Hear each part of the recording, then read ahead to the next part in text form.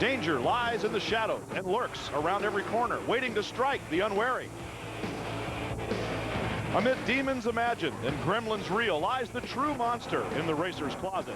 Will I be fast enough? Will I be good enough and lucky enough to win? This season, and as the sun set, we thought we could just make out a clear picture about how the season's second half would shape up. But between dusk and dawn, strange things happen, and this ASA racing season has turned completely around and around again. We look into the summer sky tonight for a sign and ask, twinkle, twinkle, little star. Now we wonder who you are.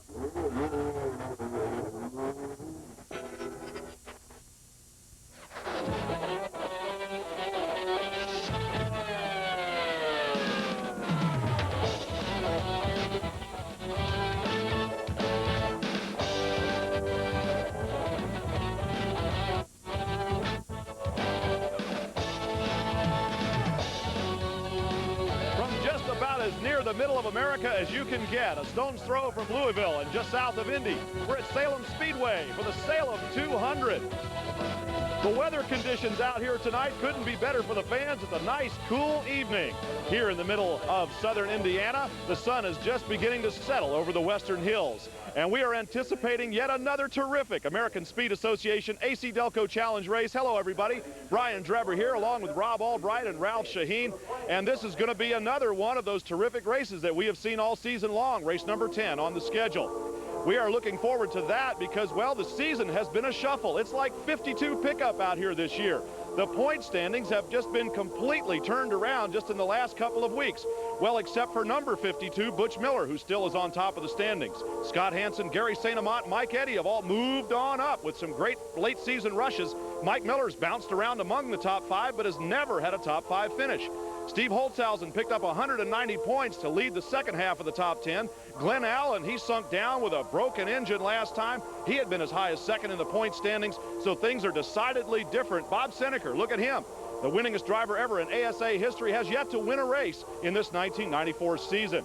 Well, it is not only like 52 pickup out there in the point standings, it is also musical chairs in the cars. And for more on that, we go down to Rob Albright. I'll tell you what, Dreber, I feel more like a referee here this weekend than I do a color commentator. And that's because so many changes have been going on just in the last week. The paint job is familiar, the number is familiar, but not the number on the paint job. This is the Wisconsin Aviation Chevrolet that had been driven by Scott Hansen. He was second in points. He's now gone. This weekend, he'll drive the Justice Brothers J&B Car Care Products blue and yellow, car number 2 of Jim Daly. Meanwhile, Jay Sauter has taken over the driving chores of this car, car number 1, and he anticipates staying for the remainder of the season. Tony Raines is back. He's been on the sidelines for the last couple of weeks. He and car owner Ernie Roselli have regrouped. They again expect to run this car number 25 at and to the front of the pack. And one more change, car number 75 that was driven early in the season by rookie Roger Avance. He's now on the sidelines. He's back in Colorado somewhere. And Jeff Neal returns to ASA to campaign in the car number 75. Are you confused? So am I. But I'm going to lose the referee's garb and be back in the booth with you to call this race in just a minute. I'll keep your seat warm for you, Rob. It's a nice, cool evening out here. We mentioned that before, and we, of course, have the coolest customer of all down on pit row. This guy is so cool, he doesn't even roll the windows down in the summertime. He's down at the starting grid. Let's go to Ralph Shaheen. Over the last couple of weeks, Bob Seneker has been pushing his crew to get the performance of the Bluebird back on top. At our last television race to Cedar Rapids, second place finish. Here at Salem, he'll start on the pole. Now, Salem is a high-banked, very fast, very steep, mean, nasty racetrack, and it can bite you in a hurry. That's just what it did to Jeff Neal earlier in qualifying. Look at that right side of the car, tore it up pretty good, Jeff. How will this car be in the race trim now? Are you concerned about the damage? Well, I'll tell you, I qualified in race trim, and I had the fastest first lap by about 1/10 of anybody, and I just wanted that pole and a new track record, and I just drove her in about 12 car lengths too deep and got into the wall, but we got it fixed, so we'll be okay. There is one other unique rule about Salem. The pole winner gets to choose the first groove where he wants to start from. So on the parade lap, Bob Seneker and Jeff Neal will flip-flop. Seneker wants to take the green on the higher groove. Ralph Shaheen's duties are far from over. Down on the starting grid, he'll be getting this thing underway in just a few minutes. The Speedway is ready to go when we come back. The 1994 AC-Delco Challenge Series on Prime is brought to you in part by Win Oil Company, makers of quality automotive car care products. Remember, when it's wins, it works. By Mr. Goodwrench, the GM expert at participating GM dealerships. By Super America. At Super America, we never stop. And by Las Vegas, home of the Las Vegas 300, the ASA Championship race. The opening ceremonies are just about set to go here as the drivers are in their cars and ready to crank up the engines. But for that ceremony, of course, we go back down to Ralph Shaheen. Ralph? Thanks, Drebs. Ben Blake from Economy Auto Parts, he's the manager there. He's one of the good friends of the AC-Delco Challenge Series. He's going to get us underway tonight. How about it, Ben? Gentlemen, start your engines.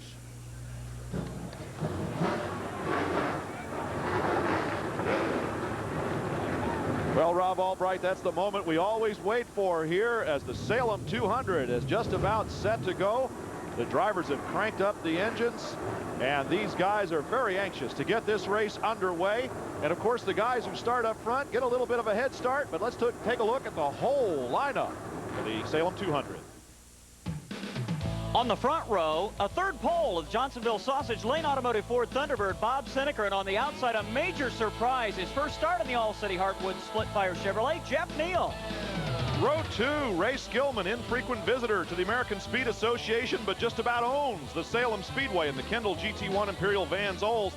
Mike Eddy, 7-time champion, 3 wins this season. What can you say about the man? He's third in points, but winless this year from Columbus, Ohio. In the Winport City Ford Thunderbird, Gary St. Amant will start 5th, and on the outside, a career-best qualifying effort for rookie Brian Refner in the Structural Transport Ford. Row 4, Glenn Allen Jr. from Grand Rapids, Michigan, brings McCluskey Chevrolet on board with a Port City Pontiac. And Jay Sauter warming up the seat of a brand new car, his number 1 on the Wisconsin Aviation Chevrolet. With an engine problem at Cedar Rapids, dropped from 3rd to 6th in points, Mike Miller in the Pontiac Motorsports Grand Prix. And young Joe Knott in car number 48, he plugs away in the Raby Ford Allen Knott Honda Thunderbird. The remainder of the starting grid here, look at points leader Butch Miller alongside hot young gun Brad Loney there on row number 6. And row 7, Todd Forbes. Dennis Lampman had great practice, but put himself back there on the 7th row. Here's Tony Raines back with us here. Steve Holtzhausen, last week's winner. Tony Roper, Scott Hansen back there on row number 9. Just look for Scott Hansen in an unfamiliar car, number 2. Well, as we look at the remainder of the field, there's David Sensema, 2nd in the Rookie of the Year point standings. Currently, one car apparently having a bit of trouble getting off the starting grid. That was Tom Jones, who won our last chance qualifying race just a bit ago. And there's the remainder of the 32-car starting field. Well, Brian, I'd be remiss if I didn't say thank you to a couple of folks. I'd like to say thanks to Ross at Naples Team Sports Center down in my hometown of Naples, Florida, for that referee jersey, and to Brian Sackett, my probable future son-in-law, for giving me that referee's whistle that we opened the show with tonight. Well, and I just want to thank you for being you, Rob Albright. And I want to thank you for being you, Brian We're Drever. getting ready to get this thing underway. Roger Slack is waving a yellow flag out there, and here's a young fan racing, waving a checkered flag. And here's what we're looking at here tonight, a 200-lap race, a little shorter than we're used to seeing, Rob. 200 laps, a veritable sprint race. You can afford to hold nothing back in this one. They'll be all out from the start of this race. We anticipate probably 1 pit stop, possibly 2. Drivers in the top 10 will take a cue from what the leader of the race does. They certainly will not be able to afford a stop that would put them in poor position when they rejoin the race. Now here's the contingency programs. Remember, Chevrolet, each time the race is not won by a Chevy driver, it accumulates from $4,000. It's been 3 races now. A Chevy driver would win $12,000. Jeff Neal would love to do that in his first ever start in that All-City Hardwood Chevy. A Ford driver, $8,000 per race, and since we had a Pontiac winner in Steve Holtzhausen last weekend, a $4,000 bonus there. Well, I got to think that Oldsmobile is going to have to get on the bandwagon with Ray Skillman on the inside of the 2nd row there. We do have a handful of Oldsmobile automobiles out there, and the only incentive for them to win, of course, well, taking that checkered flag and the winner's purse and all that kind of stuff. We are just about getting ready to start here. We're going to have an opportunity, though, to cut away here real quick before the green flag drops. We're going to take a little pit stop and give you a chance to look at some very important messages. Nightmare filled with monsters that bite, Bob Seneker and Jeff Neal following the pace car around the racetrack. We're one lap to green here for the Salem 200, making sure everybody is in order and ready to fly, because when that green flag drops, Rob, it's going to be, well, I don't know, it's going to be eyeballs out around this high bank oval. This is one of the steeper bank tracks that we have visited yet this season. But the two ends of the racetrack are completely different, Brian. You'll see the drivers running a much lower line in turns 1 and 2 than they will in 3 and 4. That means that Jeff Neal will have a good opportunity to perhaps steal the lead away from Bob Seneker at the start of this race. Salem Speedway, as we said, just north of Louisville, south of Indianapolis, and right here in the middle of southern Indiana is where we are enjoying. There's a beautiful golf course adjacent to the racetrack facility here. So we have quite a panoramic view looking across the racetrack, as you will throughout the evening. The fans are on their feet. The green flag is waving, and we are underway with the Salem 200. The sneaker, Bob Seneker, and the Bluebird number 84 sitting on the pole, and he'll be challenged from the very beginning by Jeff Neal. And now actually Mike Eddy is the guy that rolls right up into second spot. And in the number 75 car, Jeff Neal slides back on that inside groove. As we anticipated, Brian, the cars will go single file in the early going. They'll run in a second groove down on the bottom side of the racetrack.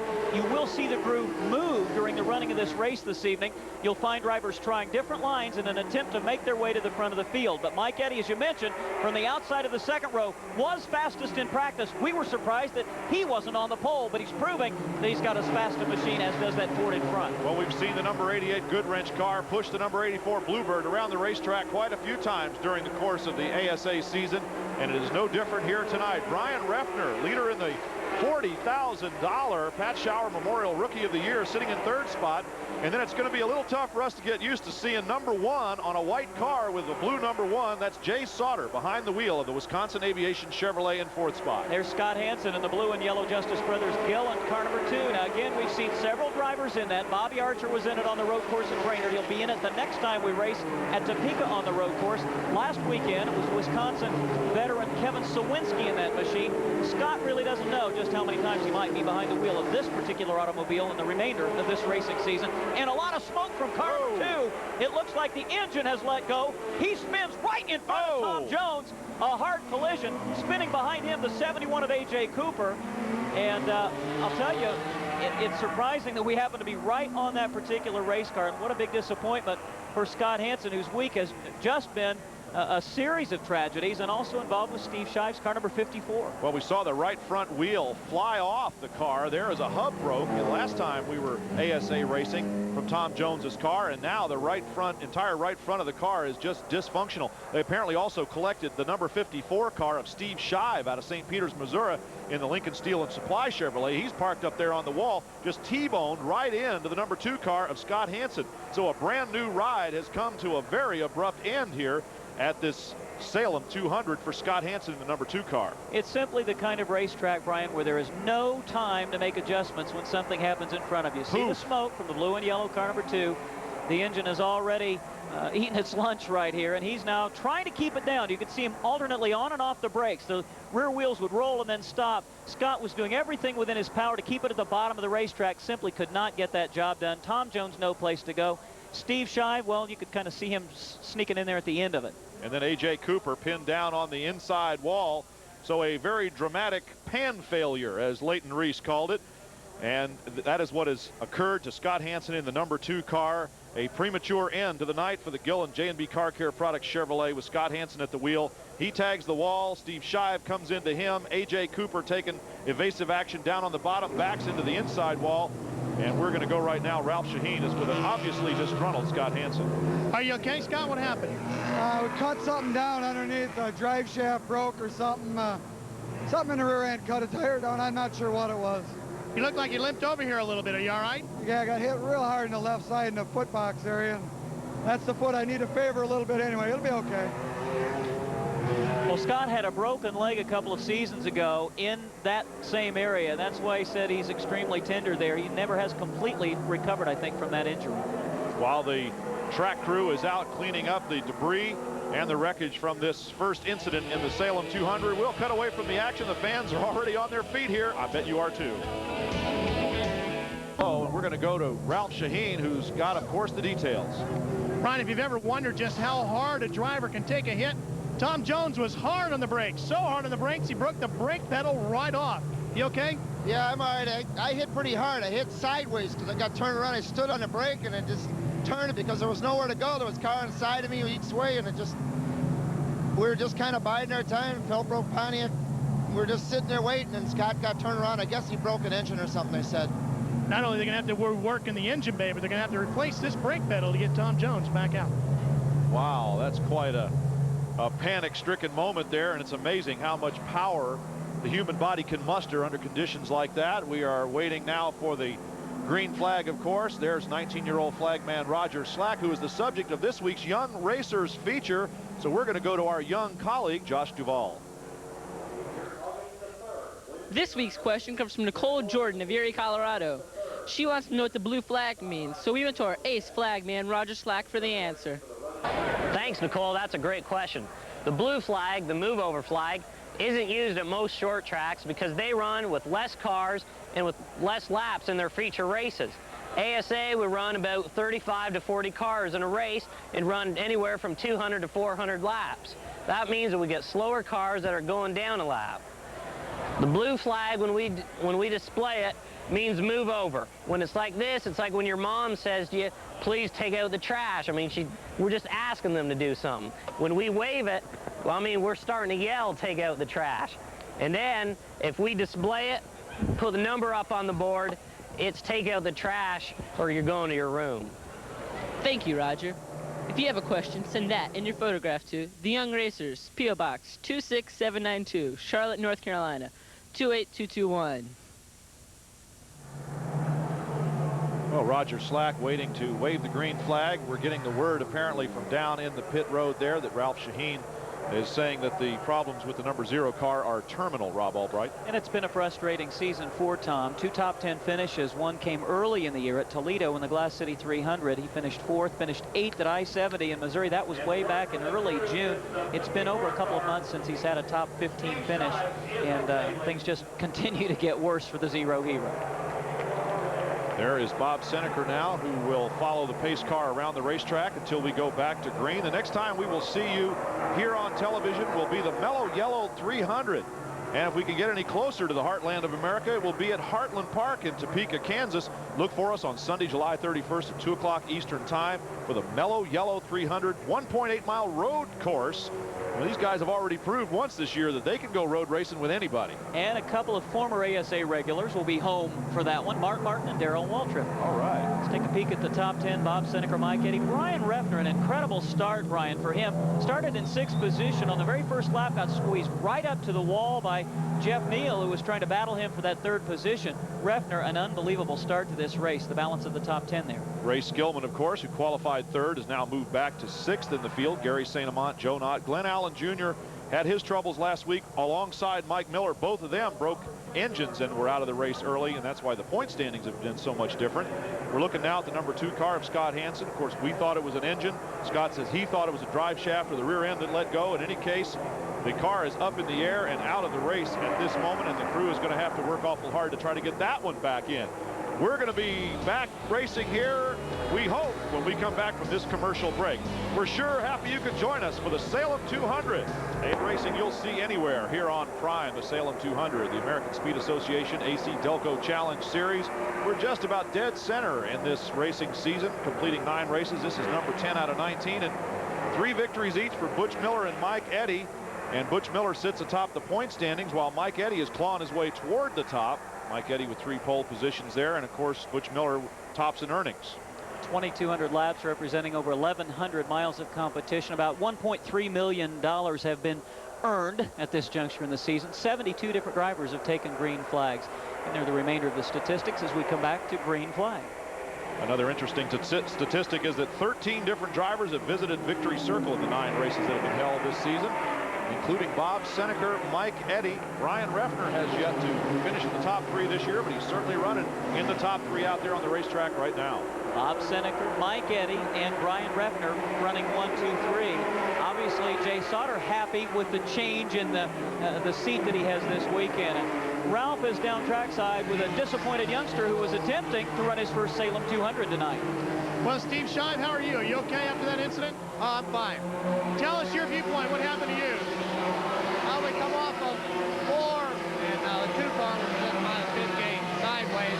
I don't know what happened, how I ended up there, but I didn't have no place to go. Well, Steve's crew working hard on the Budweiser machine, trying to get him back in the action.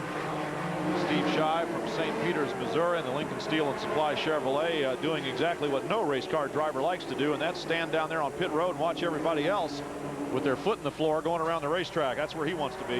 Well, none of the leaders came on pit road as expected during that caution period, but one of the front runners did, and that was the car number 33 of Brad Loney. For an undetermined reason, he brought his machine on pit road. The hood was up. They took a quick peek, put the pins back in, and he's back out in competition, now trying to work his way back up through traffic. Mike Eddy showing the right front headlight to Bob Seneker, and then he dips down and shows him the left one. Now they're getting around into some cars at the back of the field. It always turns into somewhat of an elephant parade on these short racetracks as the front runners with a hammer down really racing hard out there, and we've got 2 grooves starting to develop, at least one down low on the inside for some of the cars that are not getting around quite as fast. Brian, talk about deja vu. 2 weeks ago at Cedar Rapids, Iowa, these 2 cars were in this exact same position relative to one another on the racetrack. They were at that time battling for second position behind Steve Holzhausen. Mike Eddy made it known he was not happy with the way he felt Bob Seneker was doing mirror driving. Seneker's version a bit different. He said the car was loose. He was doing everything he could just to hold on to it. Whatever. It was a battle for second position, and Mike Eddy says, I won't forget it the next time, and this is the next time. Well, he got under him right there and then backed out. Mike Eddy behind Bob Seneker, high down in turn number 3 and 4. And you said it, Rob Albright, they race a lot higher down in the turn 3-4 end of the racetrack than they do here in turns 1 and 2. There's that low inside move. Mike Eddy almost made it work last time. He tries, and then he backs out again. Well, I understand that Ralph Shaheen has been a busy man on pit road, but he's got an update for us on the Loney situation. Brad Loney had lost a plug wire, gentlemen. They fixed that. He's got all cylinders working now. Now we're keeping an eye on the 15 car of Glenn Allen Jr. Early reports are that maybe he's got a tire going down. We saw Mike Miller make a move pretty easily around Glenn Allen Jr., and that's not very characteristic, although Mike is running a nice low groove down there. We call him Mr. Inside. You see him sneaking into the picture. Up front, it's still Bob Seneker and Mike Eddy. Brian Refner hanging tough in 3rd spot there, along with Jay Sauter in the white number 1. And what is it with these spark plug wires? I don't know. It seems to be a problem that surfaces more often than not on a high bank racetrack. Now, when you're watching at home, this track looks extremely smooth. We made some laps on this racetrack. It is anything but smooth. It is extremely rough. And those plug wires, as they snap down on there, can jerk their way, jounce their way, bounce their way loose. They have just shown a black flag, a display to number 16 down on the flag stand. That would indicate that John Freeman is having some kind of a problem out there on the racetrack with the number 16 car. Bob Seneker running a flawless bit of mirror driving, did you call it, a while ago, again out here tonight, and it's not for second position, but rather for first. Now, it appears as though whatever the problem with Glenn Allen Jr.'s car number 15, the McCluskey Chevrolet there, McCluskey Chevrolet Grand Prix, Pontiac Grand Prix, sounds confusing. He's picked up a new sponsor this week. From his hometown, his original hometown in Reading, Ohio, McCluskey Chevrolet, one of the largest dealers in the country, has put its name on the hood of the number 15, and it's starting to run a little bit better as he kind of went backwards pretty fast a while ago, and now he's working his way back towards the front. Well, the funny thing is, we understand Mr. McCluskey doesn't even know he sponsored the car tonight. The deal was struck with his dad. So, Mr. McCluskey, if you're watching, your name is painted on the hood of a race car. Keith McCluskey on vacation. The business is actually owned by the son, but the father cut the deal for sponsorship with Glenn Allen Jr., and that's not a bad deal any way you look at it. Ralph Shaheen down on pit row once again. What do you got? Well, I got Chris Bradley, crew chief for Glenn Allen Jr. Chris, what's the problem with the car? Sorry, I can't hear you. What's the problem with the car? I think he thinks he might have a tire a little bit soft. Plus, he complained of a push coming off, too, so we're just going to wait for a caution and maybe come in. Chris Bradley, the very capable crew chief for that number 15 car. There is now Glenn Allen Jr. apparently satisfied that things aren't as bad as he thought they might have been, and he stuffed it right underneath the number 27 car there. No problem at all getting under Ray Skillman, who had qualified so well, but having a little bit more trouble out here racing against these guys in traffic. Ray Skillman has been a semi-regular competitor with the ASA over the last several seasons. The reason he drives an Oldsmobile is he owns an Oldsmobile dealership, but they say he's invincible here. And we've got a challenge for the lead, and this time Mike Eddy just may have done it, Brian. He got that one by, no problem at all. Same deal down in that low turn number 1-2 end of the racetrack. He tried a couple of times and backed it out. Then he saw something he liked this time and made it work. Mike Eddy, it's never a good sign for the rest of the field when that black number 88 hits the front. Well, and you can see that the top 6 cars run right together on the racetrack. It's Mike Eddy stretching it over Bob Seneker. Brian Refner is still third. A moment ago, he was being challenged by Jay Sauter, and Jeff Neal is in this configuration as well. 5 cars actually in the lead group, and then a great big bunch of racetrack back to the rest of the field led by Gary St. Amant. And these are the leaders. And there is Mike Eddy, who just moments ago was on the bumper of the number 84 Bluebird. Here is Mike Miller, Mr. Inside, and Joe Knott using the high outside groove, racing for 7th place here in the Salem 200. Well, Mike Miller has proven all season long that he runs well all day. We've got another big pileup over in turn number 2 involving several drivers. It looks like the most severely damaged up on the high side, the bright red, orange, and black car number 26 of Bill Baird. Well, I also saw the 46 of Russ Gamester backing down towards the fence, and there, unfortunately, is the 9 car of Dennis Lampman, who we have said earlier has shed more body panels at racetracks around the American Speed Association circuit this year than just about anybody. But Bill Baird, the number 26 car, up against the wall. He's got an aerodynamically challenged automobile, and there's a right front wheel missing off Dennis Lampman's car as the gentle giant crawls out through the window there, trying to extricate himself from the automobile. What a huge disappointment this is for Dennis Lampman. Here are his finishing results the last 5 times out. Accident, engine failure, accident, engine failure, engine failure, and it looks like an accident's going to take him out. Here we're trying to take a peek at what happened. Several cars involved. Dave Sensiba had spun. Tracy Schuler, car number 61, hard on the brakes. A good move to get around. Dr. Yale Conley, car number 3, comes in. Looks like he didn't get precision, I might add. Looks like he simply didn't get slowed down and nailed the car number 46 of Russ Gamester. Well, there's the mark on the wall there from the impact. It looked almost like 2 separate incidents, actually, that occurred in that turn, as we saw Sensiba getting turned around, and then a further back and higher up, we saw the 26 car of Bill Baird. So I'm not sure exactly whether that was a cause and effect or just 2 separate incidents involving the same forces of nature. Well, while we look at Dennis Lampman's number 9 car, the wrecker is over there to take it down into the healing area.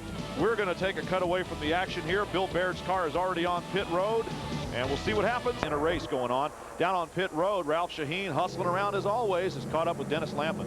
Dennis, what took place out there? I think we cut a tire down and went into the fence. Car was working real well, and I just want to thank all my family and friends and my crew for all the help they give me this year. We're just having a bad time of it right now. You're okay? Fine, fine. He hopped the fence pretty good. He must be feeling all right.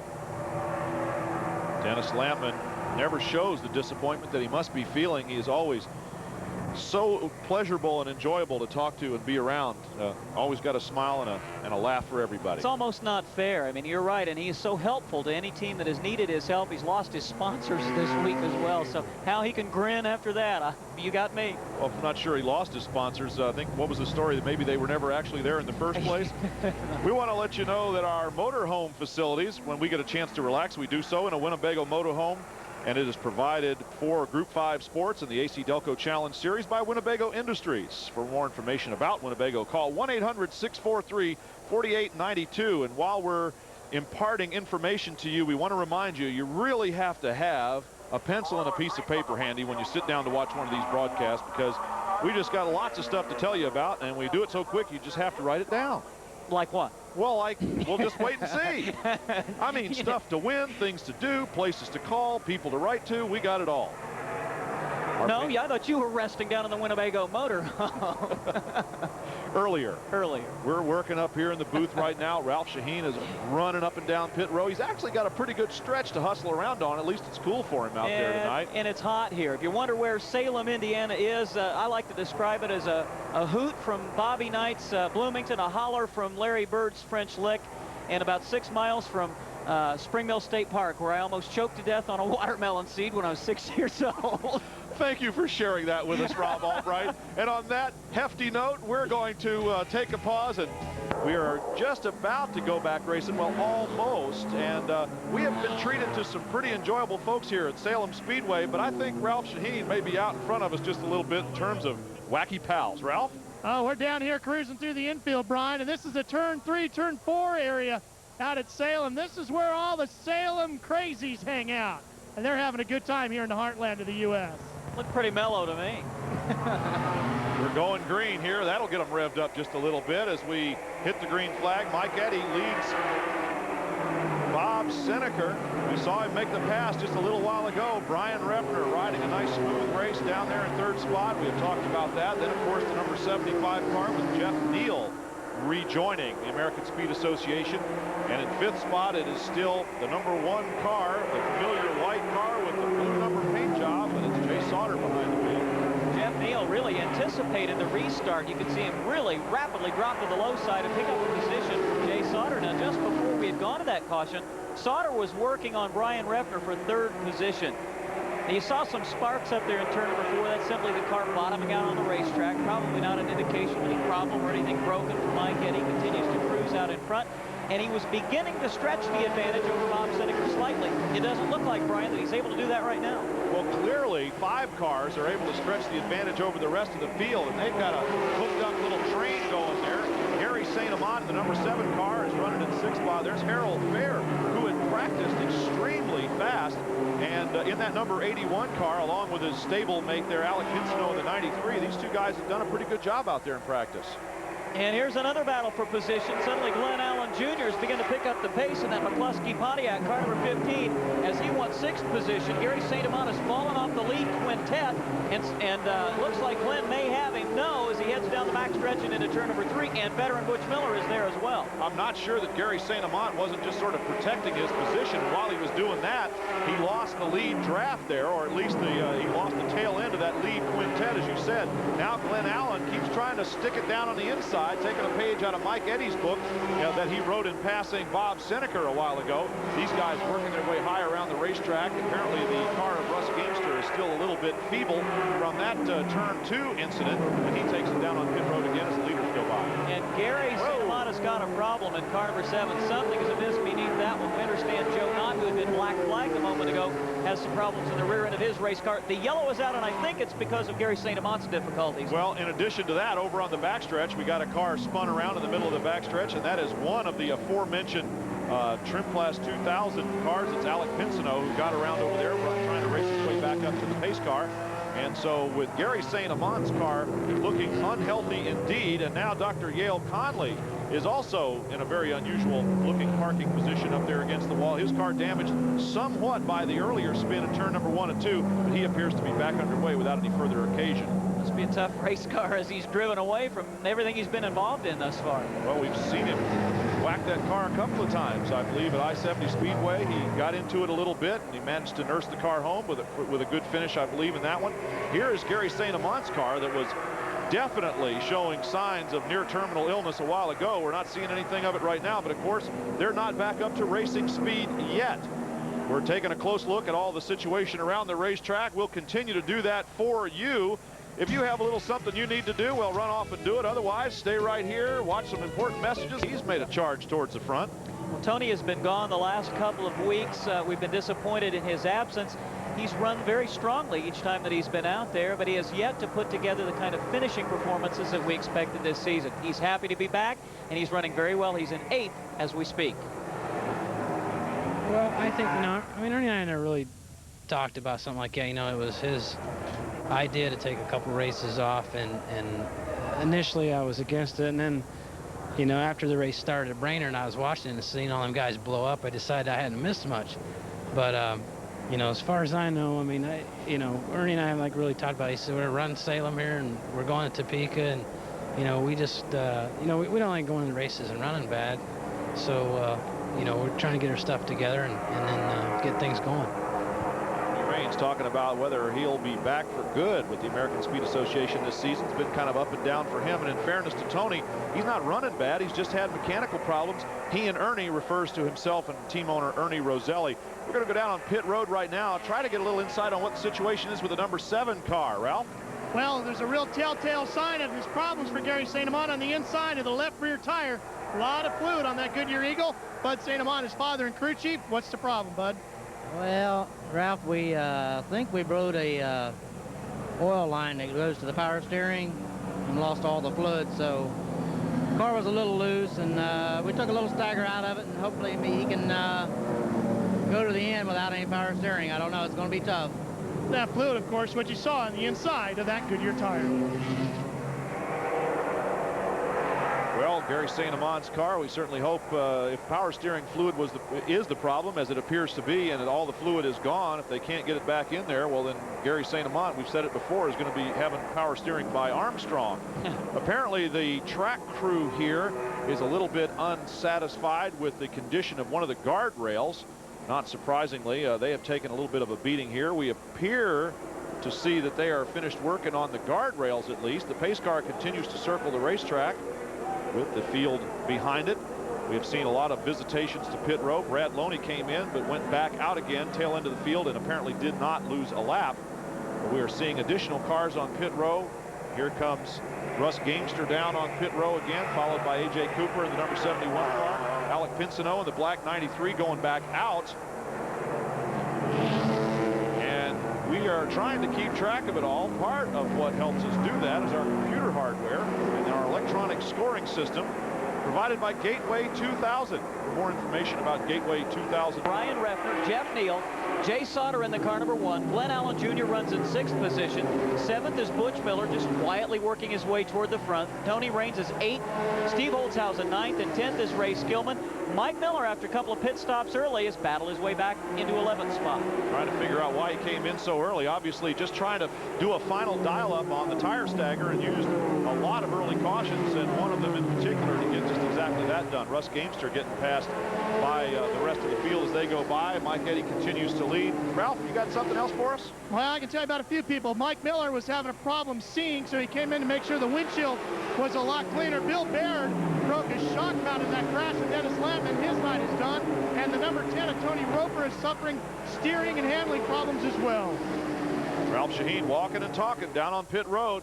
And we'll be seeing and hearing from him all night long. Mike Eddy leading right now, but it looks like Bob Seneca has found a way to stay a little bit closer to the number 88 car, at least for the moment. Everybody's nose to tail, or at least everybody that's still in contention in this race. And you know, Brian, perhaps Mike Eddy realizes that this is going to continue to be a caution-plagued race.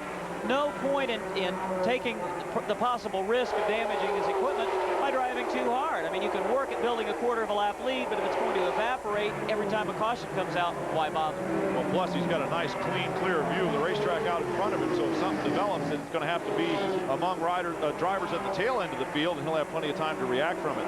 There we see the 02 car, Randy Larson moving down on the inside to allow this freight train to come by. Gary St. Amant off the pace, and apparently power steering problems, handling problems, not sure exactly what, but he just went a lap down. Well, if it was simply a power steering pump, Gary St. Amant would manhandle car number 7 around the racetrack. Guys like Mike Eddy don't ever utilize power steering, so it's obviously something more significant than just that power steering pump. To run down the remainder of the cars on the lead lap, Tracy Schuler runs in 13th position.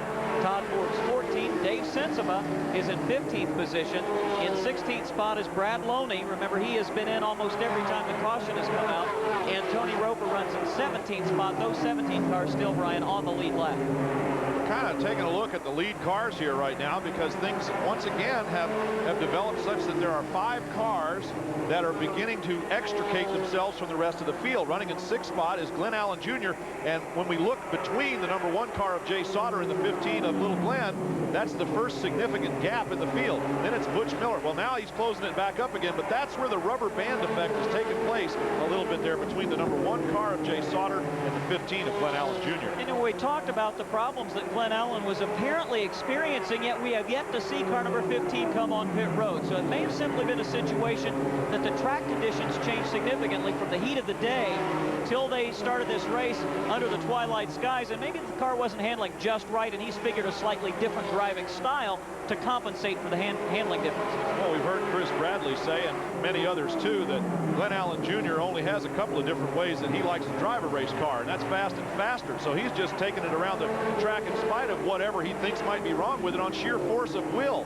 And force of will isn't going to do much good when you got a guy like Butch Miller, as steady as he is, just kind of nudging and pushing and shoving and just letting you know he's there in the back. Butch just driving his characteristic, very patient race as we are just past the 1/3 mark in this Salem 200. Well, we asked Glenn what driving Salem Speedway was like as Butch Miller picks up the position on Glenn Allen Jr., squeezes him up to the high side, said it's kind of like riding on the most exciting roller coaster you've ever been on. We said, does that mean you put your hands up? He said, only when I need to cover my eyes. Now there's an image we can take home tonight. I don't think I want to even think about that too very much. Butch Miller covering up his eyes with his hands. No, Glenn Allen. Oh, Glenn Allen. Oh, there we go. Down on pit road, Ralph Shaheen is tracking down a little bit more on the Glenn Allen number 15 car. Well, I'll give you a quick example of what happened to Little Glenn and why they didn't pit. He got up high in the turns, and he got a lot of the loose stuff on the tire. And what that does when they build up a lot of stuff on the tire, almost makes it seem like the tire is going down. It gets real loose. He was able to scrub it off, clean up the tire came back around, the handling in the 15 picked back up. Glenn Allen's making his way up to the front of the pack now. At the front of the pack, of course, is Mike Eddy. There's Glenn Allen, number 15, McCluskey Chevrolet sponsored car. And there is Mike Eddy in the number 88 GM Goodwrench Howe Enterprises Pontiac. And he's running off, trying anyway, to run off and hide from Bob Seneker in his number 84 car. Brian Reffner now a distant third on the racetrack in the number 5. I think we can expect to see both Jeff Neal and Jay Sauter very quickly trying to pick up a position from Brian Reffner. Now, I did detect through the glass of our booth, Brian, the last time that Reffner came by, the power plant did not sound very good in that automobile. He may be experiencing something, and look at how far back he's fallen from the 2 leaders, Mike Eddy and Bob Seneker, who now stretched it to, about 50 yards over the 3rd place Reffner. So it might be a breath of hope for David Sensiba if Reffner is in fact having problems. We continue to focus on this rookie battle because it's so compelling. The 2 of them are separated by only 14 points in that rookie battle. We talked about points battles and Butch Miller leading that for all drivers, but by far a tighter race through the course of the season has been the rookie battle between Brian Reffner, David Sensiba, and even Gordy Brunette was in the battle until, of course, now we understand that he has called it a season in ASA. Jay Sauter, there he is in that white and blue car number 1. Only the number has changed. The car is still the same, and so has the driver. Jay has been pretty exciting so far this afternoon, and we just asked him, tell us a little bit more about all these changes that have taken place. Well, basically, the KC Motorsports team decided to terminate their racing program, and in turn, Jerry Gunderman of All-Star Racing hired me and put me to work there, and it's just one of the greatest things that's ever happened to Jay Sauter as a race driver. Jerry Gunderman and the All-Star Racing team has always been known as a premier team on the ASA circuit, and I'm really excited about being here and looking for some good things. Well, last year in the Salem 200, Jay Sauter led till very late in the race when the handle went away, and yet another incident, this one involving Joe Knott's car number 48 down in the first turn, and he's obviously made some pretty hard contact with another car. Oh, and fire under the car now. Fire underneath the car of Joe Knott. The number 48 car is burst into flames as he apparently tried to restart the car. Joe Knott from Columbus, Ohio, and the Raby Ford Allen Knott Honda Thunderbird. And the crew now hustling over there to see what they can do about that situation. The pace car readying itself to come out, and Joe Knott is getting a hot foot, a hot seat, and they're trying to get him out of the driver's cockpit. Well, Joe Knott, for those of you who are new to AC-Delco Challenge Series racing in the ASA, is just 21 years of age, and boy has he matured over the last couple of seasons. They're telling him, come on, climb out, in that very colorfully painted helmet with a Ford emblem on the front of it. Joe's had some very strong runs this year. His best was a 4th place finish in the Bluegrass 300 at Louisville. The last couple of outings, been in the top 15. That's kept him in good stead. He was 11th in the overall points coming in, but his evening is going to end early with a lot of other drivers here this evening. Well, I'm surprised he's not fanning the scorched seat of his pants there, the way that car was burning for a while. But of course, the fire crew is out there. They have extinguished the flames, and they are now looking underneath the car. Joe Knott obviously thinks he's done for the night as they begin to collect the hood and some other pieces. He goes back inside the car to deposit his helmet, and it appears as though the night is over for the number 48 driver. And Brian Drebber, I think it's more than coincidence that ASA always schedules an off weekend right after Salem to give these guys a chance to put their cars back together. There he goes. He just got sideways, apparently all by himself. There were a couple of cars in the vicinity, and yeehaw, down on the inside goes the 10 car of Tony Roper, and everybody else comes up pretty much on the outside. Just about everybody has taken advantage of this situation to go in the pits. There's Mike Eddy hauling on out the end there. Here's Glenn Allen Jr. getting ready to go out. Mike Miller's crew working on their car. Up goes the right side there.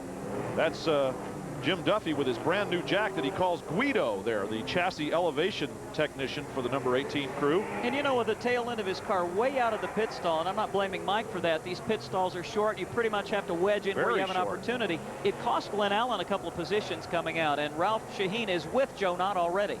Wow, that was a pretty thrilling ride. What happened, Joe? We were out there racing, pretty hard. It's a tough track to, try and run side by side on. 75 car and I are just running, real strong side by side, good clean racing. Just got a little bit out of shape, nothing you can do when you're going that fast. You just go for the ride. Well, we saw a lot of fire underneath the car, but you took your time getting out. How come? I didn't even know there was a fire. I couldn't see anything. They were trying to rush me. That kind of got me a little flustered, so I just had to take my time and get everything off. Joe Knott taking that with admired good nature as the crew continues to work now. One of them gets inside the car as they get ready to tow it away. These people haven't sat down yet. No, maybe you haven't either. We'll be right here. Association on Prime. We promise you action every week, and we deliver. Here's the number 5 car of Brian Refner with all the scrambling around in the pits. Refner sits now currently in 8th position, and a little bit further up ahead of him is the number 4 car of David Sensiba, who is currently running 2nd. So that's the situation with this car. And down on pit road, Ralph Shaheen has an update. We can update you now on Brian Refner's car. He's got a miss in the motor, and it's one of those nagging ones where it cuts in sometimes, and sometimes the motor runs fine, sometimes it doesn't. So they assume it is in the ignition area of the car. They're just going to have to try to run this one out right now. Well, I had mentioned that it hadn't sounded quite up to par a couple of laps when he came by, and again, it could be something as apparently inane as a broken part in the distributor, or maybe something in one of the spark plug wires, again, that's just causing some electrical interference or arcing of some kind. Of course, a lot of these cars have electronic ignition parts too, those mysterious black boxes that are under the hoods of everybody's car these days. You can't work on your own car anymore, it seems like. Sometimes you just have to unplug one of those and plug in a new one. If something goes wrong, there's hardly any way to diagnose those things, and it's going to be very difficult for them to pinpoint a particular problem without starting to replace large components of the ignition system, if that is indeed the case. Car number 27, Ray Skillman, has picked up the lead, and we understand that he has yet to make a pit stop. He had fallen to about 10th on the racetrack prior to this most recent round of pit stops, but he has yet to come on pit road. We understand a week or so ago he lapped all but the 2nd place car in an event here in a late model show, so he knows how to get around Salem Speedway. Well, we have said that even though he is an infrequent visitor to the American Speed Association on the AC-Delco Challenge Series, that he just about owns this place, and he knows something about racing here that the others don't, perhaps. Here's some upcoming races that we want you to know about. For those of you that do have that pencil and piece of paper we mentioned, here's some of the things you need to write down. Anderson, Indiana on the quarter-mile track, August 20th. We'll be with you at 8 p.m. Eastern Time for the Anderson-Wiedner 400 and the Pennsylvania 400 in Jennerstown all the way down in October on the 16th. That's at 2 o'clock in the afternoon here on Prime. Down in the pits, the Mike Miller, number 18, Pontiac Motorsports Pontiac, with a quick in and out. Ralph was there. What's up? Well, they had trouble getting tire on the car because of an air gun not working, and now they got a tire that was cut down on the left rear, so they brought him back in to change that tire as well. He's still having trouble getting his window as clean as he'd like, though. Mike Miller takes up residence at the tail end of the field as we go back to green. And at Green Flag Racing, it is the number 27 car of Ray Skillman at Greenwood, Indiana, the Kendall GT1 Imperial Band's Oldsmobile automobile out there right now. And what you may find surprising, Brian Drebber, the car's running in 2nd and 3rd position. It's rookie Dave Sensiba, who now operates in 2nd. Remember, he was involved and a yellow flag incident earlier. Here's a battle for 4th position. These drivers all came in. Mike Eddy, by virtue of the fact that he had the pit stall at the head of pit lane, was in and out quickest, but he's getting some pressure now from Scott Hansen in car number 1. They're running in 4th and 5th positions. Brad Loney, who's made a handful of pit stops, runs in 3rd. He elected to stay out during the most recent caution. Dave Sensiba not making up a lot of ground, in fact, perhaps losing ground to Ray Skillman. Skillman, who arcs his way out of turn number 4 and heads down the straightaway, is just about to run off and hide from everybody in this race. And with a guy that has had as little success as he has on the American Speed Association circuit, he's certainly at home right here and showing every bit of it. Well, he had several lapped cars separating him from the second running car number 4 of Dave Sensiba. Now Sensiba is free of traffic and he's beginning to close, but not surprisingly, Mike Eddy is really charging with fresh right side tires on car number 88. There's Skillman in the lead ahead of Sensiba. Brad Loney, who made a whole bunch of early pit stops trying to chase some kind of gremlin out from underneath the hood, runs in 3rd. Jay Sauter starts out the 5th through 8th parade there. They're setting the range. Brian Reffner, of course, in the rookie battle with number 4 Sensiba. Glenn Allen Jr. up and down race so far for him. Last week's winner Holtzhausen a steady 10th.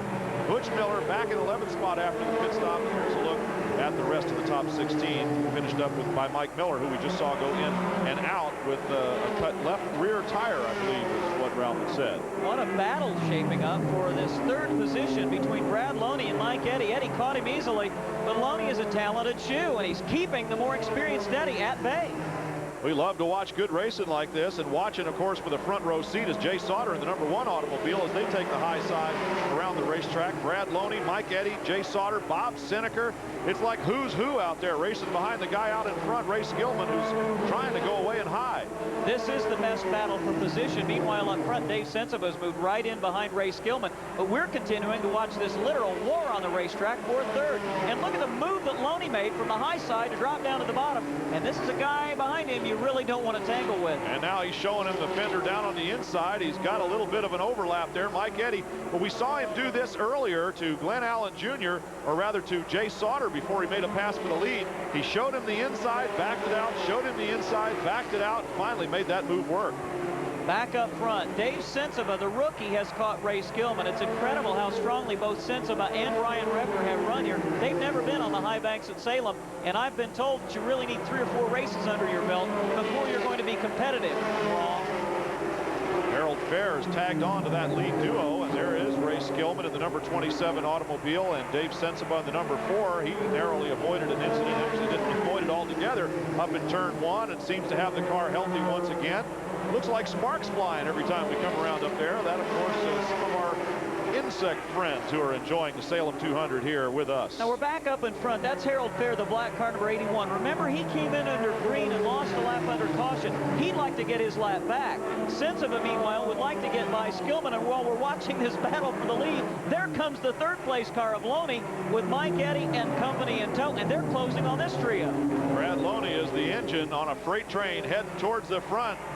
And we are coming up on the halfway challenge. We have just passed it here at 101 laps into the record book. And Ray Skillman, for his well-timed pit stops or lack thereof, actually has managed to pick up the Wins Halfway Challenge. And we award that special prize to Ray Skillman for his good work here at his home racetrack. And you know, it may be, Brian, that's why he elected to stay out. He'd gone this far. He anticipates we will have another caution. Probably all the leaders will be in at least once more.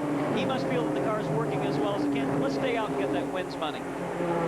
Ralph Shaheen has been pacing up and down pit road, keeping a close eye, closer than the rest of us, on the racetrack itself. Ralph, what are we looking like out there? Well, Brian, it's a bit of an observation to go along with what Rob was saying. You talk to the veteran drivers about Salem, they'll tell you that this high-banked racetrack will lull you into a false sense of security.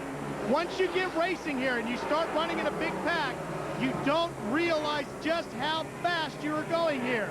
Not until the rear end starts to dance out from under you, then all of a sudden everything speeds up rapidly, as Joe Knott found out going down the front straightaway. So some of the rookie drivers are not accustomed to just how fast they're going here. And a guy like a Mike Eddy can to take advantage of that by getting that guy just a little bit harder into the corner than he wanted to go. I think I can relate in a very primitive way. When I'm trying fumbling around in my pocket for a quarter and slowing down at the toll booth, things start happening pretty fast right there towards the end too. Here's our mid-race recap.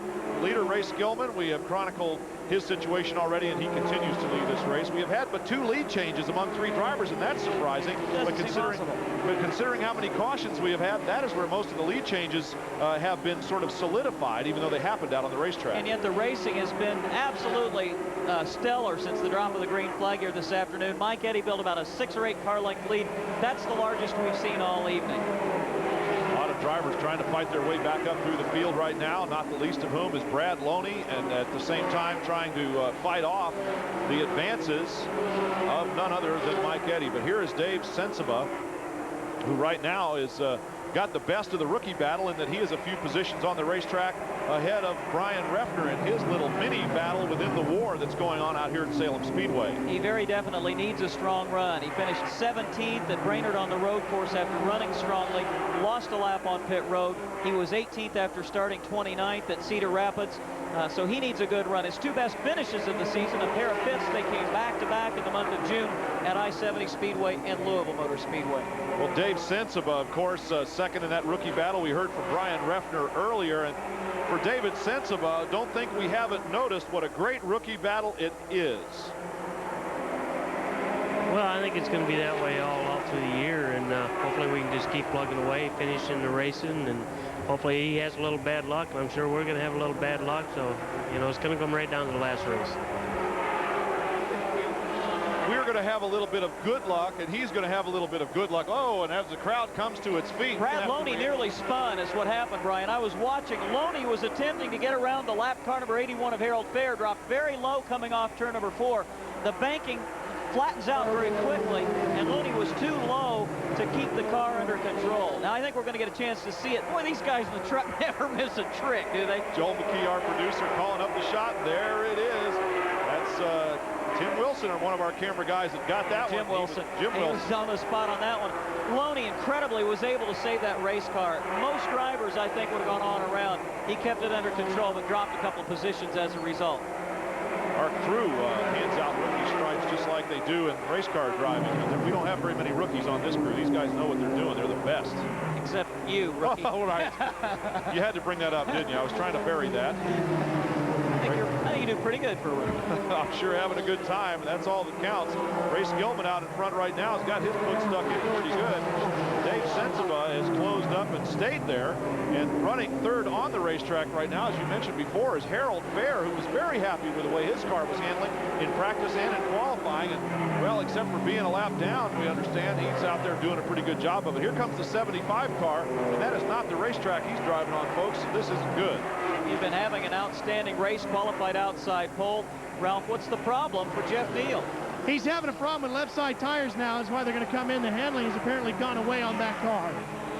You know, I mentioned Brad Loney lost several spots. I was wrong about that. He only lost 1 position in that near spin. Now he sits right behind Mike Eddy, who has the unenviable task of trying to get around the lap car number 81 of Harold Fair.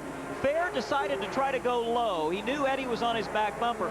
He had no choice but to make a run at Dave Sensiba. Got squeezed to the bottom, and you simply can't work at the bottom. Now Harold's making his own way back up to the top. Now Harold has also got himself stuck in between Mike Eddy and Brad Loney's car there, as he's just fighting for his. Look at this. Look at Mike Eddy go low all of a sudden. He just seems to be able to drive that car down low when he has to. He shows him that low move, and then he just drives it through there like it's an open door.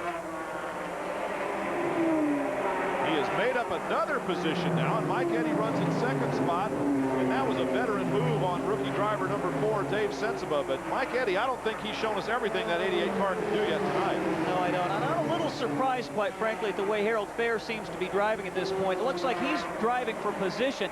Now that he knows he can't get his lap back in the immediate future, I think the gentlemanly thing to do might be to at least give these other lead lap cars behind him a little bit of racing room, and he seems totally unwilling to do that. Gentlemanly sometimes takes a back seat to just putting on the blinders and heading for the front with your foot stuck in the floor. And we're going to go down once again to Ralph Shaheen, who's always got a little more information than we're privy to up here. Ralph? The left front tire of Brad Loney's car is rubbing against the fender. As he comes off the corners, it really gets exaggerated off these high banks. So that could become a problem for Brad. He might cut down a tire. We also want to update you on the 75 car, Jeff Neal. It's not only handling problems, but the rear end going away on that car as well. And I think Brian Refner's problems have resurfaced. Again, that time by, the engine didn't sound very good, and he's dropped a couple of spots in the running order. We're watching, though, the great veteran driver Mike Eddy. He hasn't won 7 ASA championships in 3 races this season because he's just learning how to do this. Watch this masterful job that he does of driving behind Ray Skillman there. Ray Skillman, who, of course, knows how to get around this racetrack as well, if not better than anybody in the event tonight. But Mike Eddy, it doesn't take him long. And of course, he's raced here many, many times in the past. The first time, I believe Torch said, was in 1974 that Mike Eddy finished in the top 3 here at the Salem Speedway. And what you're seeing from Ray Skillman is knowledge of this racetrack. He's changed his line pretty dramatically coming off turn number 4. Now watch him. Very quickly, he goes low. Normally, you'll see the car drift right up to the wall. He kept it a car width off the wall, and that has so far allowed him to stay ahead of Mike Eddy, but I think that's going to change right here. So far, they're even. Mike Eddy draws just slightly ahead. There are some Mike Eddy fans in the crowd here who are cheering for that move, and anybody that's a race car driving fan, never mind where your loyalties might lie, have to appreciate the kind of move that Mike Eddy just put on Ray Skillman and the rest of the field to get to the lead. So as we watch Mike Eddy start to pull away now that he has made the pass good with 126 laps gone, and this Salem 200 will cut away for just a moment. You'll win 2 tickets. That's all you got to do. Don't miss an opportunity like this to be a part of stock car racing history, the Brickyard 400 just up the road. In case you were wondering what you missed, the answer is absolutely nothing. Mike Eddy was leading then. He continues to set the pace at the GM Goodwrench Pontiac, car number 88. And now is beginning, Brian, to ease away just a little bit from that second running car, number 27 of Ray Skillman. The surprise to me is that Skillman, who I don't believe has made a pit stop, has been able to keep everybody else behind him and is really not losing a lot of ground to Mike. Well, he has apparently figured out just exactly how to drive the car and set it up around here so that his tires aren't going away. Fuel, obviously not a problem. And we saw David Sensiba in 3rd spot there, showing him a little bit of a fender earlier. Now it looks like Sensiba is backed off, and we had thought maybe if these cars had real working headlights that Sensiba would have been flashing them there at Ray Skillman. And then we see the number 81 car of Harold Fair, who was running up in 3rd position on the racetrack and now sits in 4th position, although he's in 16th place. And he's sticking right with these guys, and if he gets any kind of an opportunity at all to unlap himself, certainly he'll take it. And then there's Brad Loney in the number 33 car, and in spite of his many pit stops, has not lost a lap and is running with the leaders. Of course, as Ralph alluded to earlier, he's got a fender down on that left front tire. It's better there than the right front, but still, Brad has to be in radio communication with his crew chief. That's got to be of concern. And Glenn Allen Jr. for the 2nd race in a row with engine troubles. We understand that it's oil pressure. There's Ralph Shaheen in the blue shirt there. You've gotten a look at him a couple of times, and he was working, helping push that car in there. Now, of course, he's worked his way around to the driver's side of the car, and we would expect he'll be talking to Glenn Allen Jr. here in just a moment. We'll stay with this shot here. No, we'll cut away quick to the racetrack as we continue our look back through the field. Trust us, we'll get back to Ralph and Glenn Allen Jr. in just a moment. There is number 1, Jay Sauter, running in 5th spot in that white number 1 with the blue numbers, the Wisconsin Aviation Chevrolet, with its new driver this week. And, of course, the only driver the number 84 Bluebird has ever had, car owner, driver, crew chief, Mr. Everything, and the winningest driver in ASA history, Bob Seneca, running back there. And there's Tony Range in the number 25 car, running in 7th place, having another good, steady run among the leaders. And we got our fingers crossed for you, Tony. Let's hope everything stays together. There's Alec Pinsino, teammate to Harold Fair. He's really benefited from the knowledge and experience that Fair brings to this racing team. He's 3 laps down. He's been involved in a couple of incidents, but continues to motor around the racetrack. There's the man that leads the rookie points battle, but at this juncture in the race, he runs 8th. Dave Sensiba runs 3rd. That's 5 positions. The point gap separating them as the yellow comes out. Mike Miller has spun and made contact with the inside retaining wall off turn number 4, and he'll get it going before, I think, he loses a lap. And Ray Skillman has spun also. Oh, there you go. The situation with the number 2 car on the racetrack. He spun around facing the wrong way, and he gets his car going again, too. Is going to have to make a quick U-turn. So a lot of situations. Ray Skillman's car, number 27. We saw Mike Miller's car earlier in pretty much the same place on the racetrack. And I've got to be wondering if there isn't something going on down there. Now, earlier, Ralph Shaheen was with Glenn Allen. He's still with him, and he's got a word. Well, Glenn, a lot of oil on the front of this car. What happened? I don't know, something just let go on the motor. You know, we had a good run. I thank McCluskey Chevrolet for giving an opportunity to come down here and race. You know, they helped us out with the funds, and just we had a good run going. You know, the motor got going sour early, and it just, I don't know what happened to it, but overall we had a good weekend. We had a good race car. It's just a bad thing for that to happen.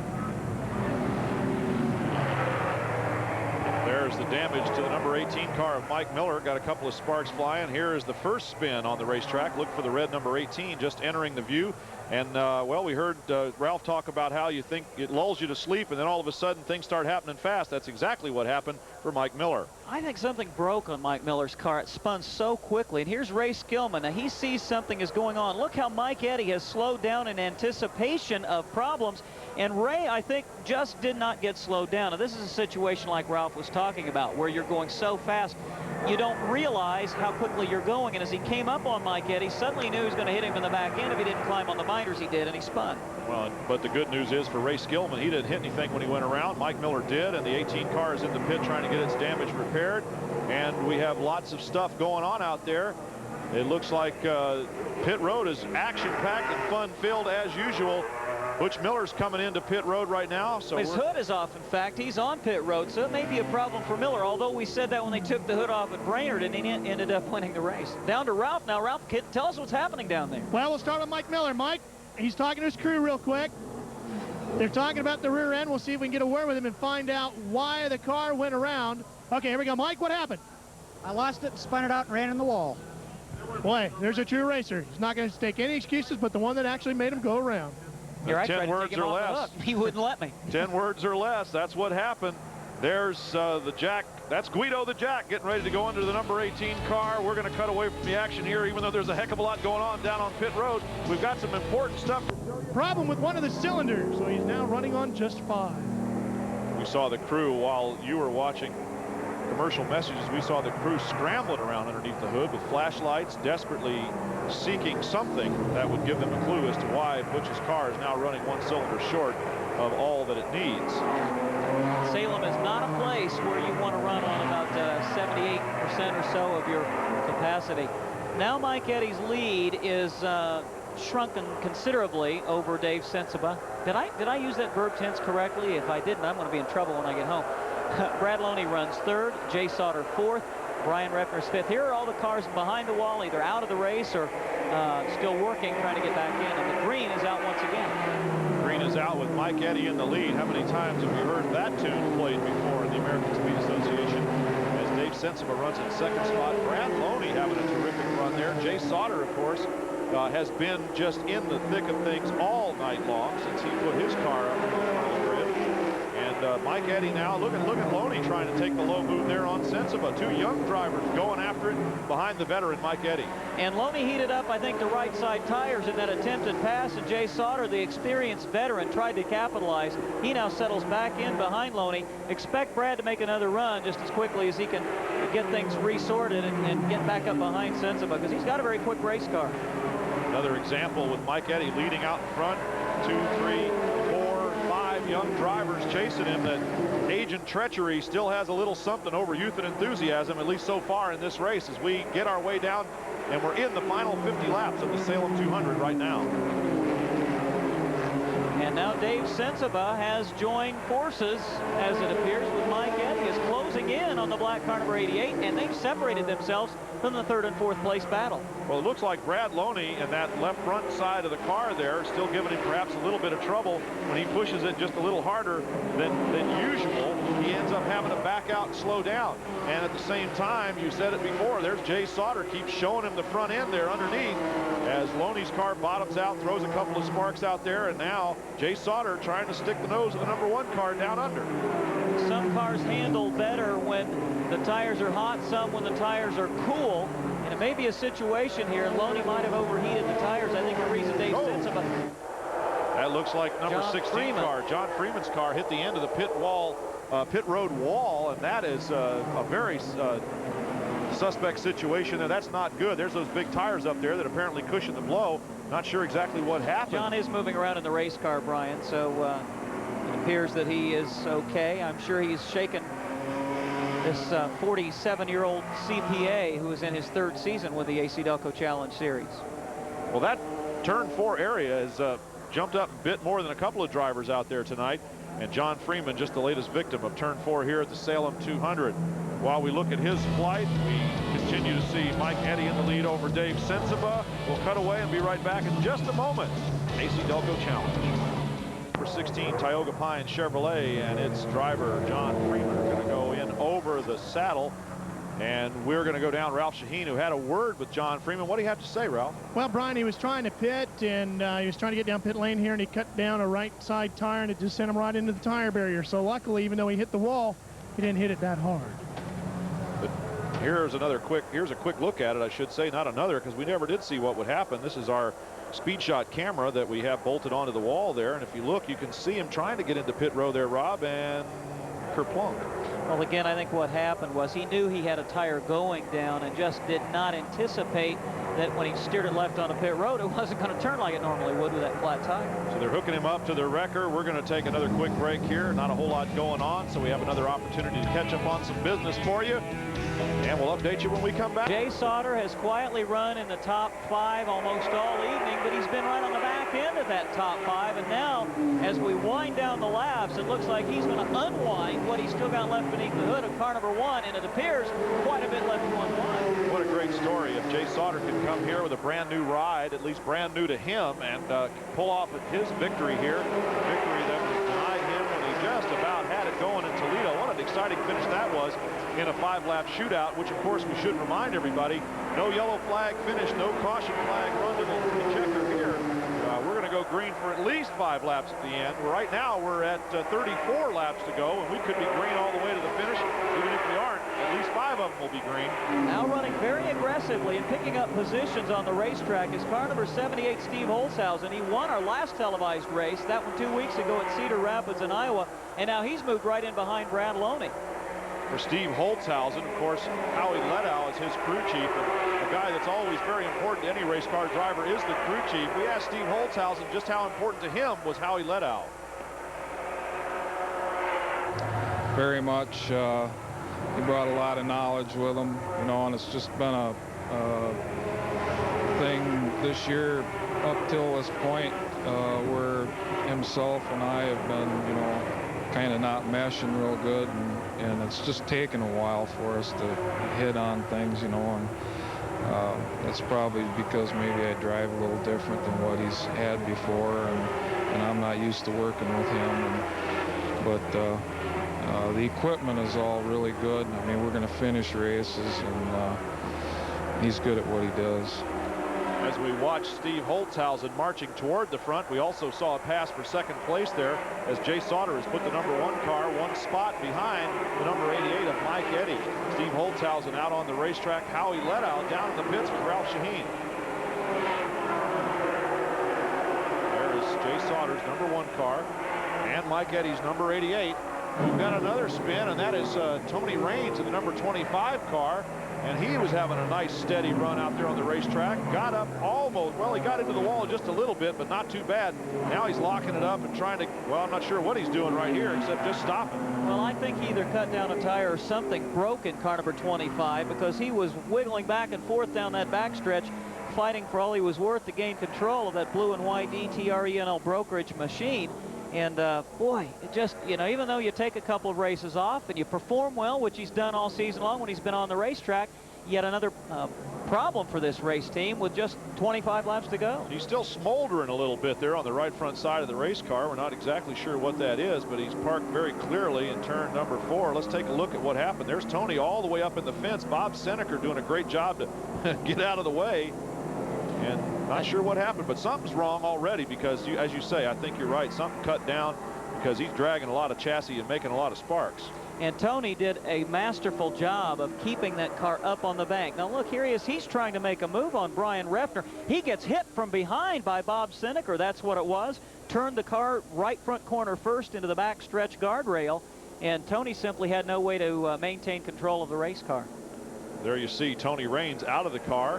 He is now a pedestrian with a parked race car and waiting for help to arrive. It's Bob Seneker.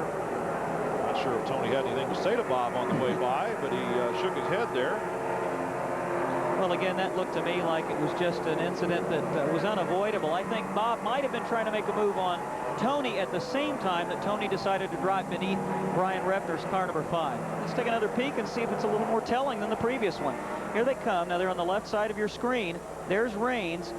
He's down low and just simply gets bumped from behind by Bob Seneker's car number 84.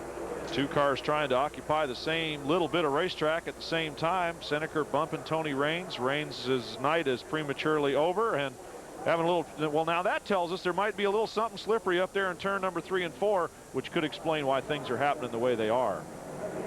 We're going to take another pause from the action here as we look at the lap board. We're at 25 to go, and we'll be back. In his race car that is just about to go down inside behind the wall on the hook. He's looking out on the racetrack, and looks like a guy standing on the corner waiting for the pedestrian light to change to get across the racetrack. He's had plenty of opportunities, and I think he's just up there trying to calm himself down a little bit. While we continue to motor around under caution, we'd like to extend some get well wishes to our broadcast compatriot Benny Parsons. We understand has had some surgery this week and is apparently doing well. And we'd also like to extend our condolences to the Lasky family in the death of Piney Lasky, the owner of Jennerstown Speedway. His son Stan ably runs that facility. So folks, we look forward to our race there later this season, and we do extend our condolences on the loss of Piney, a real patriot of motorsports and certainly one who was a real strong supporter of the AC-Delco Challenge Series. Let's take another look at the incident in real time here. Those of you that are used to watching it this way can draw your own conclusions about what happened. But certainly the car number 25 of Tony Raines had a sudden and dramatic attitude adjustment there as it came down towards the turn 3 area. We're going to go down to Ralph Shaheen, who has now managed to coax Tony Raines across the racetrack and up to our camera and microphone. Tony, give us your viewpoint of what happened. Well, I'd say that two guys disagreed on who had a piece of real estate, you know. What are you going to do? I don't know. I don't know what to say. I know it. I didn't wreck by myself. There's Tony Raines' version of it. Would seem to be supported somewhat by our pictures here. Again, if he runs for office, I'll vote for him. He's a diplomat. Tony Raines certainly had a great run going there for a while, and it has ended. Bob Seneker, number 84 car, is still out on the racetrack. We're still here and be right back. Probably the only major league stock car sanctioning body or the major league sanctioning body of any kind that refuses to end a race under caution. We always run the last 5 laps on a track of this length under green flag. ASA also knows that race fans don't pay good money for tickets to see lap after lap run under caution. I'm guessing that there might be so much fluid on the racetrack that with 20 laps to go in this race, they want to give these guys a chance to race for the win, not circumnavigate this thing under caution flag at 40 miles an hour. So they're going to stop it, get the oil or whatever it is that's causing the problem taken care of so that we can race this thing to conclusion. Well, I would say that Tony Raines' little breakdancing move would support the theory that there's fluid on the track up there in the turn 3-4 area, and the appearance of a whole lot of oil drying material would be further proof that that's exactly the case. So I once again commend your remarkable grasp of the obvious, Rob Albright. That's some kind of compliment. Remarkable grasp of the obvious. And the whole everybody's lined up. Everybody's lined up down here on the straightaway behind Mike Eddy, of course. They've all put it in park, figuratively speaking. We do see a couple of cars behind the wall trying to take advantage of this situation by going in and getting some repairs made.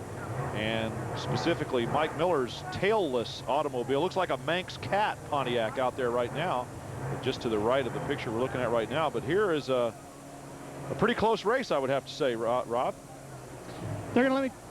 All right, gentlemen, we're going to get right down here and talk to our leader, Mike Eddy. Mike, we got a tremendous amount of oil and fluids down there in turns 3 and 4. We're inside the final stages of this race. Will you attack those 2 corners a little bit differently with these people lined up behind you now? You know, it's getting late in the race and everything's getting pretty warm.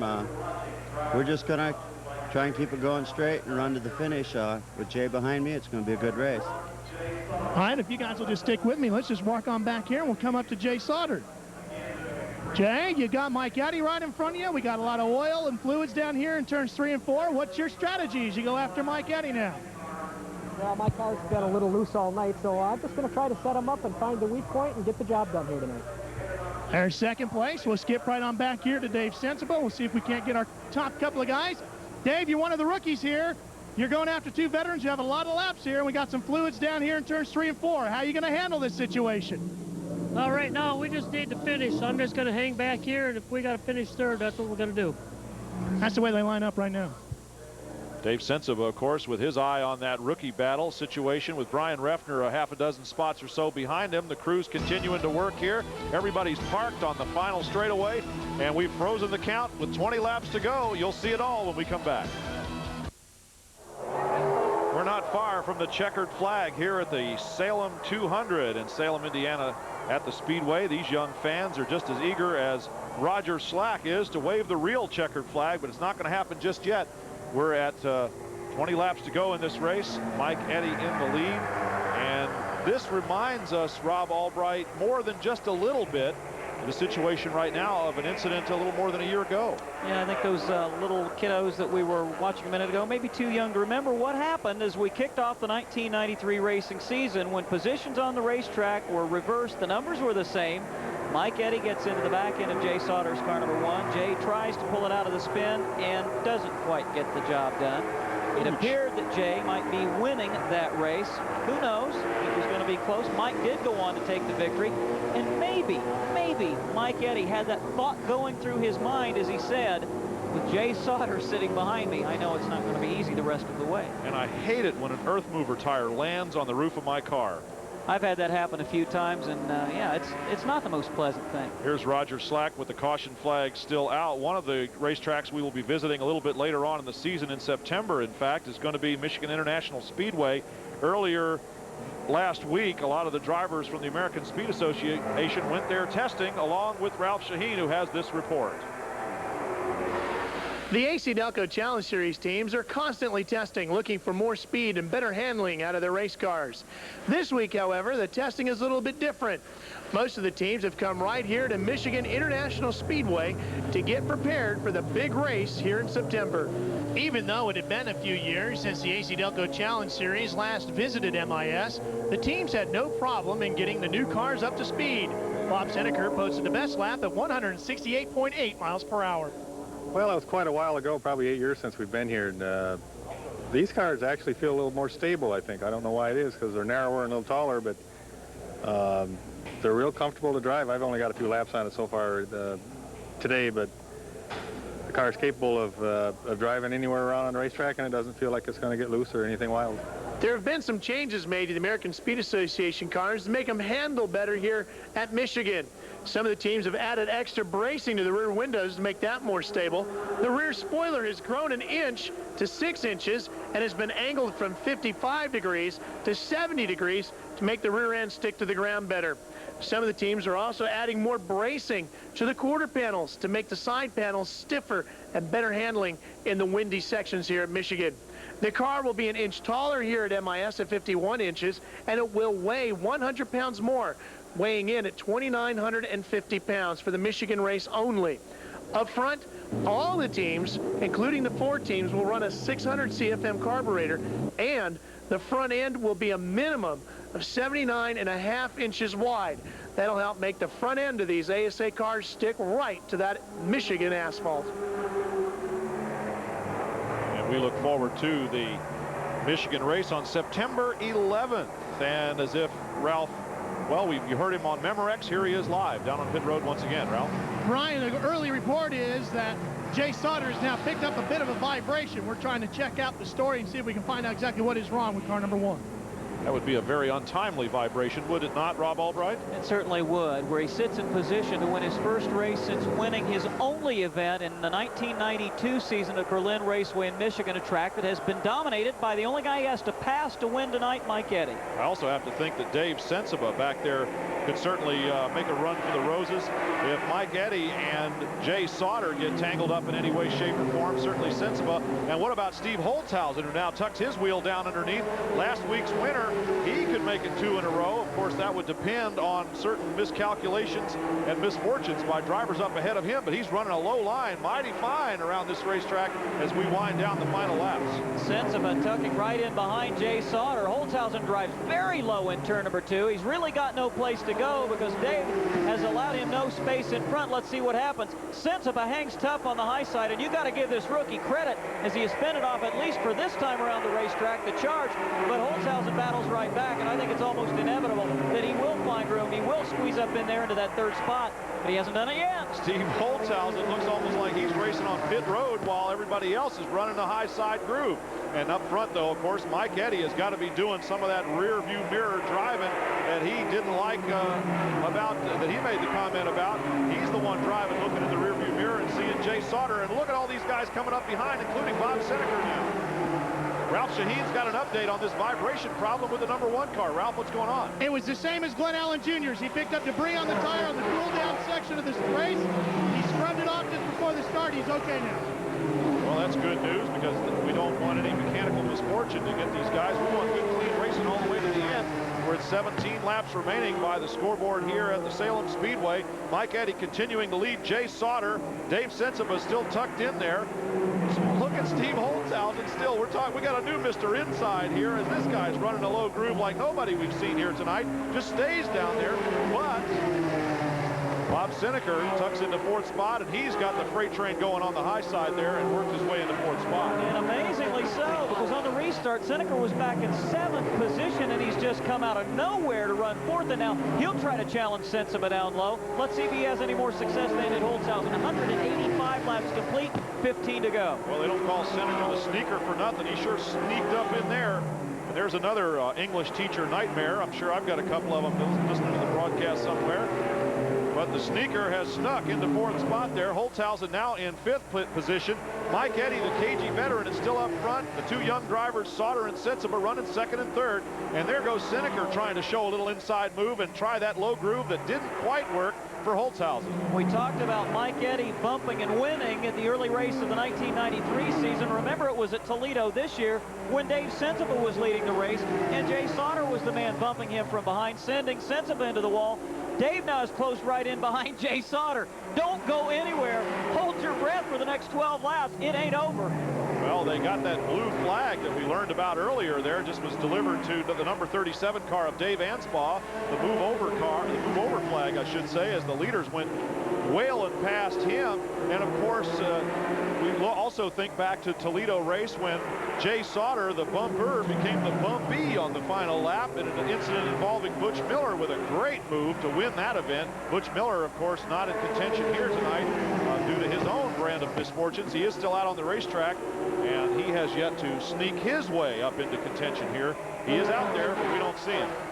There was Senaker to the low side of Sensiba, a couple of drivers who grew up racing at Berlin Raceway in Marne, Michigan, one of the toughest little racetracks to learn and to tame.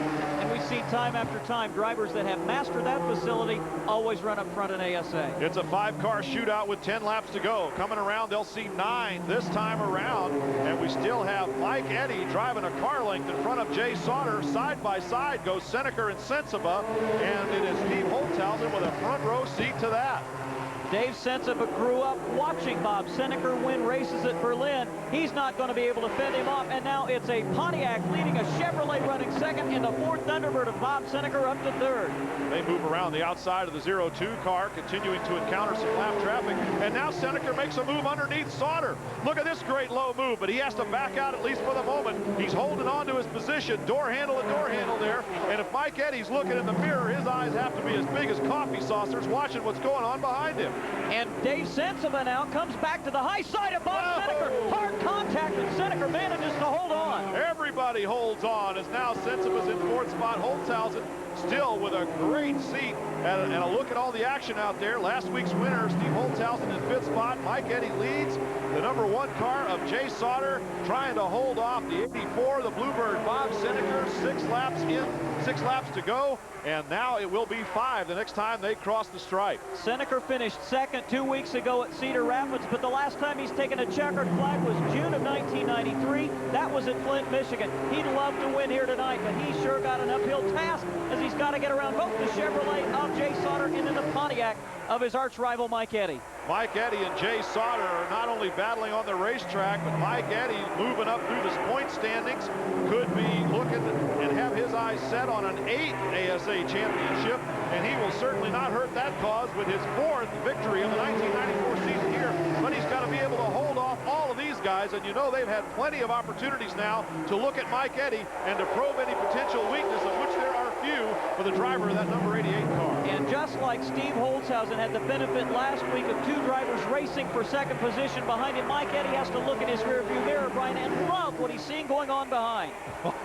I'll tell you what, I would love to be able to have his point of view on this situation too, as now Dave Anspaugh provides a little bit of traffic one more time as these 5 guys are still hooked up around the outside. 2 laps remaining in the Salem 200, and we've got another hot race getting ready to finish up right before your eyes, fans. We're glad that you joined us. We're certainly happy to be here, and there's the white flag waving in the hands of Roger Slack, the ASA flagman. This final lap is looking like all the ones before it did there for the last 10 or so. Mike Eddy trying to hold on in the backstretch. Jay Sauter, look at Seneker getting up close on the inside there. Now he tries to duck low, but looks like Mike Eddy has got the good groove working, holds on for victory number 4 in this 1994 season. Jay Sauter with a terrific opportunity that was presented to him here tonight to drive the number 1 car, and he has now taken advantage of that with a 2nd place finish. And what about a great 3rd place run there in the last 20 laps by Bob Seneker. Brian, you have to applaud the efforts of the ASA officials and the track crews as they red flag this race to try to get the oil picked up off the race course, but at the same time, I think it really turned it into a one-groove racetrack over those last 20 laps. They made it a green flag to the finish, but by the same token, man, if we hadn't had that all that speedy dry on the racetrack, I think we'd have seen some side-by-side racing to the checker. Well, if a frog had wings, you know the rest of that story. We're going to come back here and talk to the winners. We had a great race, and there's the man that won it. You'll see him again in just a moment. AC-Delco Challenge Series on Prime is brought to you in part by Win Oil Company, makers of quality automotive car care products. Remember, when it's wins, it works. By Mr. Goodwrench, the GM expert at participating GM dealerships. By Super America. At Super America, we never stop.